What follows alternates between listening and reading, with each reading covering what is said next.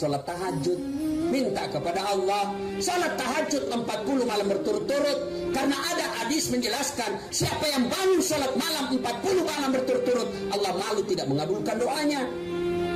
Maka bapak-bapak ini kepala-kepala dinas mau jadi sekda, tidak usah nyogok. Pak camat mau jadi kepala dinas, tidak usah nyogok, lebih baik dengan sholat tahajud. Mana bisa orang ustaz jadi pegawai tidak nyogok? Demi Allah, saya dan saudara-saudara saya tidak ada nyogok satupun.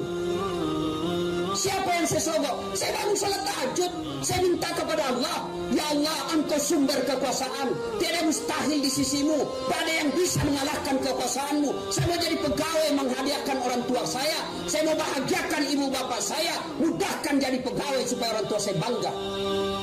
Allah kabulkan. Kalau sudah berdoa tidak dikabulkan Allah, jangan sangka buruk, berarti apa yang bapak minta tidak baik. Daftar polisi, sudah lari tiap hari, push up tiap hari, perut sudah kecil, daftar tidak lulus, berarti bukan polisi yang baik buat kau. Sudah daftar kiri kanan pegawai negeri, sudah kursus, sudah ikut salat tahajud, sudah bertolak bala dengan sedekah, sudah bersilaturahmi, tidak terpilih, berarti bukan di situ yang baik. Allah tahu mana yang baik. Saya 2014 ikut Pilwali Makassar, Pak. 10 pasang calon, kalah tidak, cuma yang menang lebih banyak suaranya. Tentu saya kalah, tapi ternyata Allah tahu 2014 bukan di situ yang terbaik buat kau Dasar. Kalau kau cuma jadi wali kota, kau cuma di Makassar jago dalam kandang. Kau jadi ustaz kondang, keliling kemana-mana, sampai ke Merangin, sampai ke sedulur-sedulur. Piye kabare? Api, ini bugis. Alhamdulillah, saya daftar tentara, tidak lulus. Kenapa? Ceper. Tidak cukup tinggiku.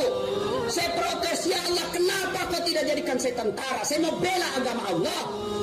Saya tidak lulus. Kawan saya lulus jadi polisi. Sekarang dia sudah 1 bunga di sini, Polda Sulbar. Di Polda Sulbar dia tugas reserse, pakai baret merah. Saya lulus jadi ustaz, pakai baret putih. Tapi alhamdulillah dengan baret putih saya pakai, mulai baret hitam sampai baret merah, saya caramai kau semua. Terima kasih yang terbaik. Yuk, bapak-bapak, kepala dinas, pegawai, jangan nyogok. Kalian nyogok, maka selama kalian makan itu gajimu sebagai pegawai, selama itu makan uang haram termasuk uang pensiunmu. Maka lebih berdoa kepada Allah, minta tolong kepada Allah. Saya sudah berdoa Ustaz, kenapa doaku tidak dikabulkan? Karena bapak berdoa, bapak tidak tahu apa yang bapak baca. Bapak-bapak, mau saya ajarkan doa gampang masuk surga? Mau? Ini dengar baik-baik, ayo ikut. Supaya hisabnya di akhirat gampang masuk dan tidak diberatkan masuk surga, dimudahkan. Ini doanya. Bismika Allahumma ahya wa bismika wa amur.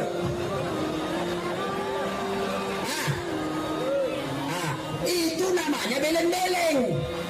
Lain di mulut, lain di hati. Kenapa dia tidak dikabulkan doanya? Karena bapak doanya mau masuk pegawai negeri, tapi bapak baca doa minta jodoh. Bingung malaikat. Makanya ketika berdoa tidak harus pakai bahasa Arab. Daripada bapak bahasa Arab tidak tahu ngerti, tidak paham, maka lebih baik bapak bahasa Bugis, bahasa Jawa, bahasa Sunda, bahasa Indonesia. Boleh, bahkan boleh bapak berdoa begini, ya Allah, Engkau sudah tahu apa yang ku mau, kabulkan.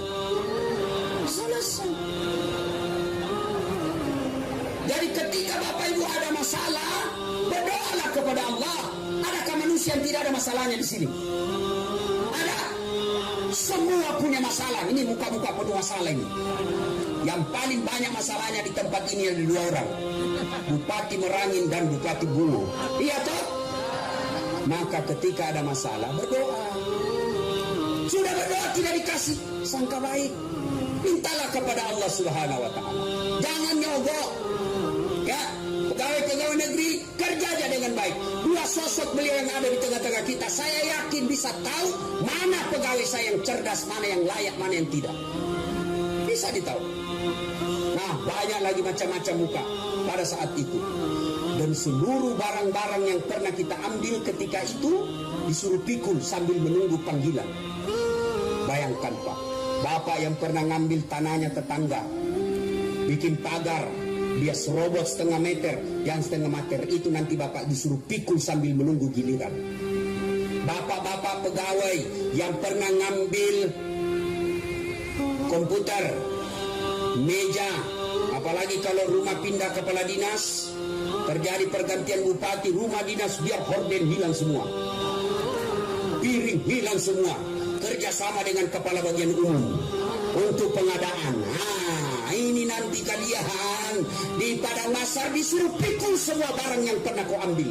Maka lewatlah pegawai kita, wah pantas hilang gorden, ternyata bapak yang mula. Dan pada saat itu kata Nabi, Allah sediakan suatu ruangan, yang di mana ruangan itu diberikan keistimewaan. Maka di dalam ruangan itu ada 7 golongan orang yang dilindungi. 7 golongan orang yang dilindungi. Satu di antara 7 yang dilindungi itu kata Nabi, imamun adil, pemimpin yang adil. Kita berdoa mudah-mudahan 2 bupati di tempat ini masuk dalam golongan pemimpin yang adil. Bupati Merangin, Bupati Bungo, mudah-mudahan jadi pemimpin yang adil. Ini penting. Kalau pemimpin adil, insya Allah rakyat akan sejahtera. Saya masih contoh, namanya pemimpin dalam Islam. Tidak usah nabi lah, terlalu tinggi tingkatannya. Manusia biasa seperti kita, Umar bin Khattab. Itu Umar bin Khattab salah satu manusia yang dijamin oleh Nabi 10 sahabat saya pasti masuk surga tanpa hisab. Satu di antaranya Umar bin Khattab. Kenapa Umar menjadi pemimpin yang adil?